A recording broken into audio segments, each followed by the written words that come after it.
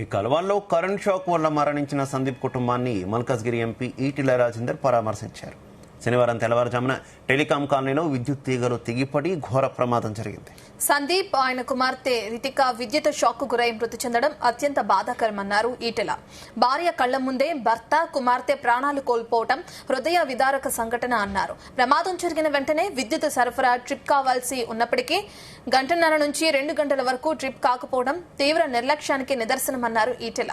అత్యవసర phone calls వచ్చినప్పటికీ సంబంధిత శాఖ అధికారులు వెంటనే స్పందించకపోవడం బాధాకరమన్నారు. ముందస్తు చర్యలు తీసుకుని ఉంటే ఈ ప్రమాదాన్ని నివారించే అవకాశం ఉండేదన్నారు ఈటెల.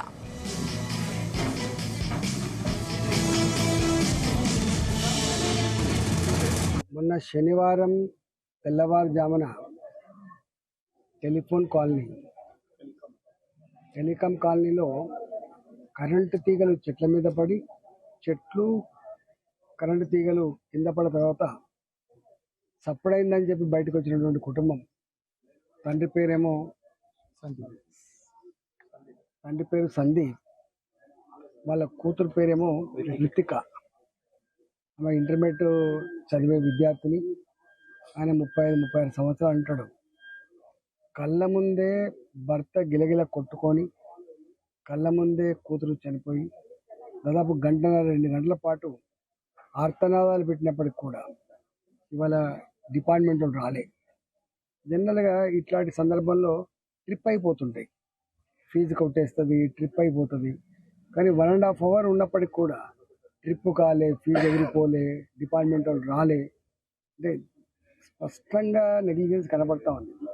జనరల్గా వర్షాలు వచ్చే ముందు, గాలిద్వారం వచ్చే ముందు ఈ చట్టాన్ని కూడా క్లీన్ చేసుకొని రెడీగా ఉంటారు. మరి ఎందుకు క్లీన్ చేసుకోలేదు, ఎందుకు రెడీ కాలేదు, అదొక తప్పు. రెండో తప్పు ఏంటంటే రాత్రిపూట గాలిద్వారం వచ్చింది అని తెలిసిన తర్వాత ఏ ఫోన్ వచ్చినా కూడా, ఎమర్జెన్సీ ఫోన్ వచ్చినా సోయకుడు లేకుండా, ఎవడు పట్టించుకోకుండా, ఇలా భర్త చనిపోతున్నప్పుడు ప్రత్యేకంగా చూసేటువంటి దౌర్భాగ్యం భార్యది. కన్న కూతురు కళ్ళ ముందే కొట్టుకొని చచ్చిపోతున్నప్పుడు చూసే దౌర్భాగ్యం ఇది. ఇలా ఎవరు రాకపోవడం సిగ్గుచేటు. ప్రభుత్వం కూడా ఇట్లాంటి సందర్భంలో కూడా సీరియస్గా స్పందించి కుటుంబాలకు ధైర్యాన్ని ఇవ్వడం, కుటుంబాన్ని ఆదుకుంటామనేటువంటి ఒక భరోసా ఇవ్వాల్సిన ప్రభుత్వం స్పందించకపోవడం కూడా బాధాకరమైంది.